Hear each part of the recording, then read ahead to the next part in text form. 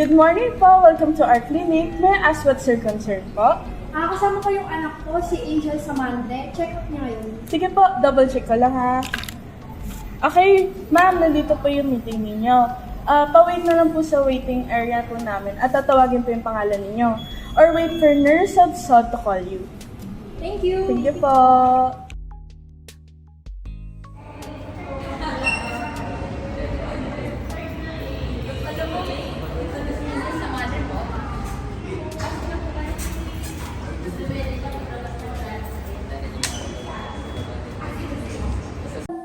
Good morning po. I'm Maricris Alsod sa your nurse birthday.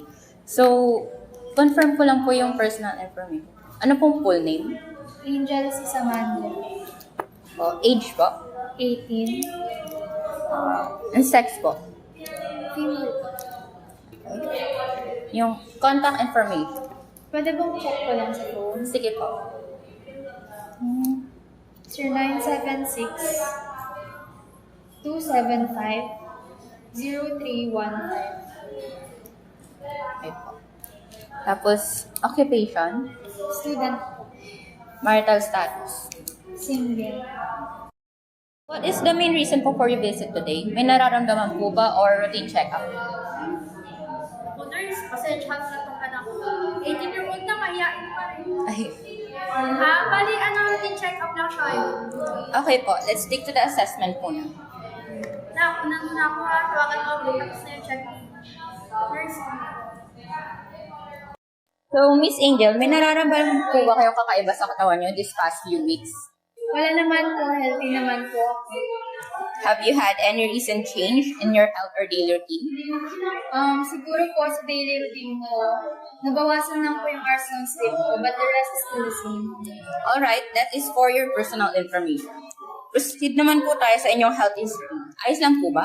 Ayun lang. Huwag po kayong mag-alala. Rest assured po na all of your answers will remain confidential. Okay po, I'll do my best to answer us. Thank you po, Ms. Saman. Proceed na po tayo. So, may nararamdaman po ba kayong sakit sa ulo? Like sa frontal, temporal, occipital, parietal? Oh. Wala naman po. Eh, sa chest naman po, sarap, likod, tagiliran, meron po ba kayo nararamdamang sakit? Wala rin naman po. Paano naman po sa abdomen niyo po? May nararamdaman din po ba kayong sakit doon? Wala rin po, nurse. Sa arms and leg niyo naman po ba? May nararamdaman po kayong sakit? Wala rin po. Sige po. Sa past medical history naman po tayo. Meron po ba kayong mga karamdaman nung bata po kayo? Like asthma, seizure disorder, measles, German measles, mumps, chickenpox, anemia, or hepatitis po? Wala rin po. Meron po ba kayong allergies? Yes po, sa foods po. Like, nakaka-experience po ako ng allergic reactions kapag kumakain ng seafoods, especially po yung mga crabs, shrimp, and squid. So, nangangati po yung lips ko and yung throat ko kapag kumakain po ako ng mga ganun. Meron po ba kayong intake na medication for that? Wala naman po. Nakatanggap na po ba kayo ng immunization like hepatitis B or tetanus toxoid? Yes po, for hepatitis B. Kailan po yun? So, nung first dose ko po is nung December 13, 2024 and yung second dose is January 15, 2025 na po. COVID vaccinated po ba kayo? If yes po, ano pong brand ng vaccine? Sinovac, Moderna, AstraZeneca, or Pfizer po? So, yung vaccine ko po ng COVID is yung Pfizer po. Kailan naman po yun? Yung first dose ko po is May 14, 2021 and the second dose naman po is July 23, 2021. Meron po ba kayong mga past surgeries or accidents? Wala naman po. Okay po. Sa personal or sa social history naman po tayo. Active po ba kayo sa exercise? Yes po, active po ako pero not regularly. So, before po, active po ako sa sport ko, which is yung volleyball po. Pero ngayon po, I prefer chill activities na lang po like reading. Sige po. Nakakaramdam po ba kayo ng difficulty sa pagtulog? Hindi naman po. What time po kayo usually na natutulog sa gabi? Usually around 12 a.m. na po. Anong time naman po kayo usually nagigising? Mga 6 a.m. po. Did you get enough rest? Yes naman po, siguro nababawasan lang po yung hours ng sleep ko pero okay naman po. Elimination pattern naman po tayo. So, elimination pattern po is yung regulation, control, and removal of byproducts. Gaya po ng urine and feces po. Regular or irregular po ba kayo? Regular naman po yung pag-poop ko. Nagpo-poop naman po ako everyday and normal din naman po yung frequency ng pag-ihi ko and hindi rin po ako nagpipigil ng ihi. So, gano'n naman po kayo kadalas kumain sa isang araw? Like 2 to 5 times a day or 2 less per day po? Siguro po mga 2 or less lang po sa isang araw. So as much as possible, tinatry ko pong mag-complete ng 3 meals a day pero most of the time nasiskip ko po yung breakfast and wala po akong fina-follow na any specific diet po. Okay po. Sa meal preparation naman po, kayo po ba yung nagluluto or nag-order lang po? Bale, ako po yung nagluluto ng sarili kong meal. So, umiinom po ba kayo ng alak? Yes po. Ano pong klase ng alak? Like beer, wine, whiskey, gin, or brandy? Beer lang po. Ganong karami pong bote na iinom niyo po? Usually, nakakaubos lang po ako ng 2 bottles lang. So, gaano po kadalas kayong umiinom? During big events lang po sa family like Christmas celebration or New Year's Eve and birthdays na rin po. Naninigarilyo po ba kayo? No po, pero madalas na-expose po ako sa mga second-hand smoker. May tinitake po ba kayong recreational drugs or substance? No po, wala. So, sa menstrual period naman po, regular po ba kayo or irregular? Regular naman po yung menstruation ko. Kailan po yung last na menstruation period niyo po? Noong January 6, 2025 po. At kailan naman po yun natapos? Hindi ko na po maalala eh. Sige po. So, sexual history naman po tayo. Are you sexually active? Hindi po. Contracted sexually transmitted infections? No po. Have you been pregnant? No po. Do you have any concern about your sexual health? Wala rin naman po.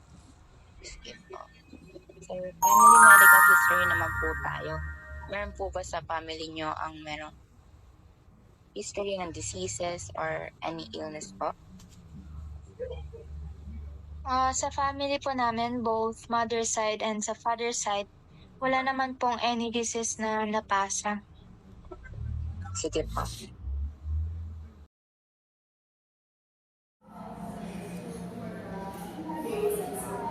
Yes po. Na-struck kasi ako ni Dr. Mayo na kakausapin ka lang saglit and I will be taking over your health assessment. Okay lang ba? Maging sub? Okay lang po. So, Miss Madre, I was called to emergency room. Pasensya na po. But can Miss Precious assist you? Okay lang. Sige po. Good morning, Miss Samandre. I am Nurse Precious and we will be taking your health history for today. Proceed muna tayo sa environmental history since your environment naman has a big contributions in your health. Okay lang po ba sa inyo? Okay lang naman po. Okay, thank you. First, can you describe the ownership of your home po? Is it owned, rented, or are you in informal sector? Meron po kaming sariling bahay. If you rent po, what type of accommodation do you have? Is it a dormitory, condominium, or apartment po? Now po, I live sa dorm malapit sa college school ko po. So, maayos naman po sa dorm. Safe and comfortable naman po ako.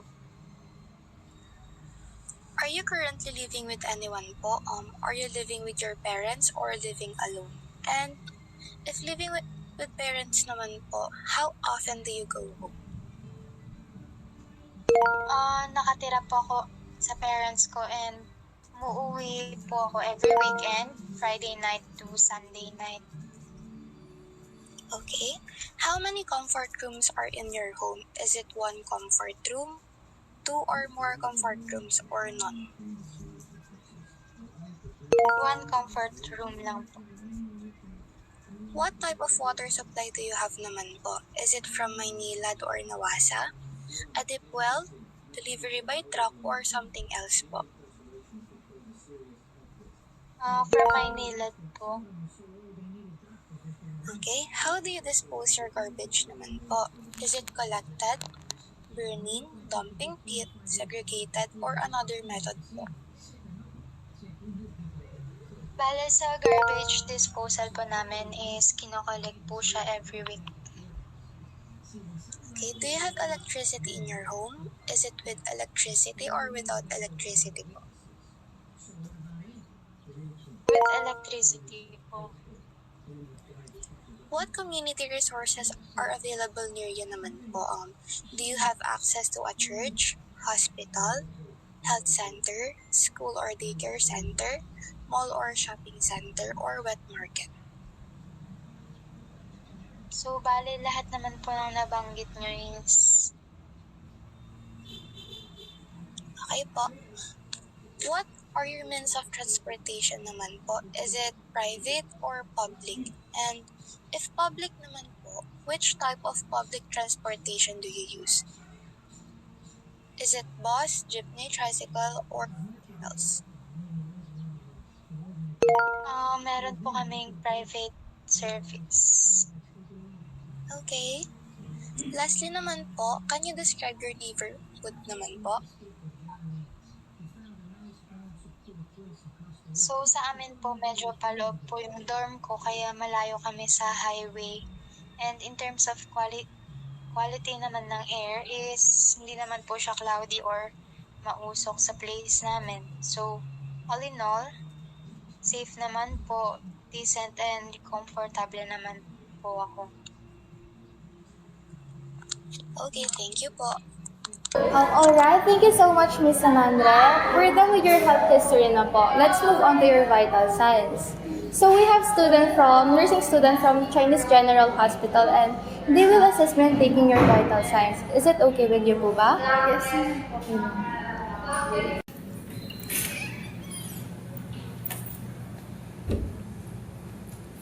Good morning po, Miss Samantha. So, ako po si Maya Ramos. Ako po yung magte-take ng body temperature niyo po, tsaka yung mag-a-assess ng pain niyo po. If ever may naramdaman lang naman po kayo. So, okay na po ba na mag-start na po tayo? Okay po. Sige po. So, yung una po natin gagawin is yung pag-take po ng body temperature niyo po.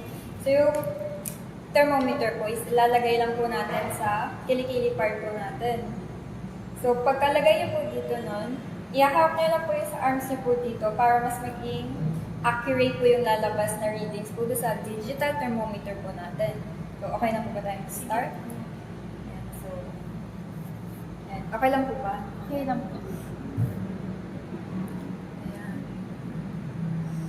Ayan. Ayan, so, okay na po, Miss Amanda. Kunin ko lang po yung... Sige. Ayan, normal naman po yung readings po natin dito. So, since tapos na po tayo sa pagkuha ng body temperature niyo po, mag-proceed na po tayo sa pain assessment niyo po. Ayan, start na po tayo. So, ito po is yung visual analog scale po natin na may numerical ratings na rin po dun sa baba. So, paano nga po ba ito nag-work? 0 isasagot niyo po kapag wala po talaga kayong pain na ramdaman. Like, healthy po kayo, feeling lively po, gano'n. So, 10 naman po yung sasagot nyo po kapag may naramdaman po kayong sobrang sakit to the point na hindi na po kayo makapaggawa ng mga usual na ginagawa nyo po. So, start na po ba tayo? So for the visual po, ano na po ba yung naramdaman niyo po? So, bali wala naman po ako nararamdaman na any pain, so 0 po. Ayan, sige po. How about po yung dun sa visual po? This one. Ito yung si Smiley naman po. Sige, good to know po na wala po kayong naramdaman pain ngayon. So, yun na po yun. Tapos na po tayo dun sa pag-assess ng pain niyo po tsaka pag-take ng body temperature. Thank you po. Okay po, Miss Amandre. Now naman po, kukunin natin yung blood pressure niya. Okay lang po? Okay lang. Pa-raise po ako ng left arm. Bale, nalagay na po ako ng cuff. So,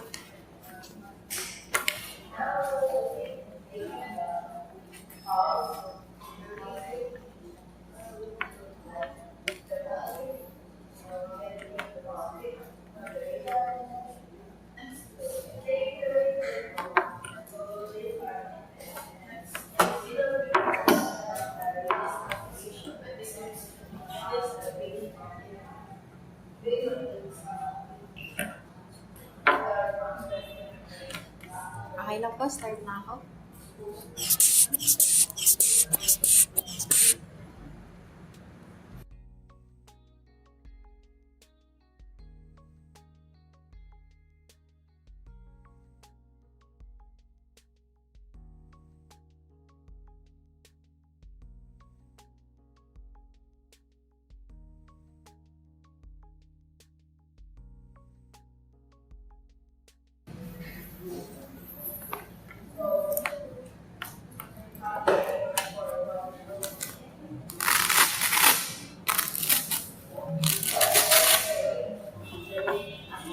Thank you, ma'am. Thank you po. Okay, Miss Samandra, tapos na po tayo sa assessment niyo. Do you want to call your mom po so that she can hear and know the results? Sige po, text ko lang po yung mom ko.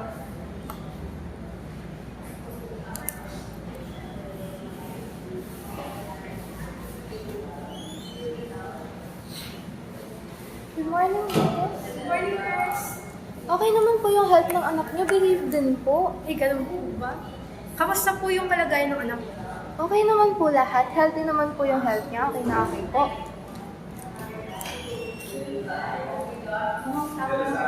Balik po.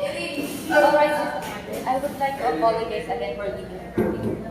Since me and nurse Francis discussed her health history and vital signs, shall we start discussing it? Sure po. Based on everything we discussed and checked, it looks like you're in good health. Wala major concern, and all your vital signs is within normal limits. Wow, thank you po. Kaya ko po stressful yung procedure na gagawin natin. Pero masaya pala siya. And thank you po sa mga nag-take ng vital signs ko. And I aspire to be like you all someday. Thank you rin po for trusting us kahit student nurses pa lang kami. So, Miss Amandra, since you're healthy naman, my advice is to keep up your good habits. Pero dagdagan mo ng physical activities ha, kahit walking or stretching lang every day. And make sure you're getting enough sleep at night. And also, don't skip your meals kahit busy ka sa school. Eating a balanced diet will help keep up your energy. O, narinig mo yon, no more puyat at TikTok hanggang madaling araw.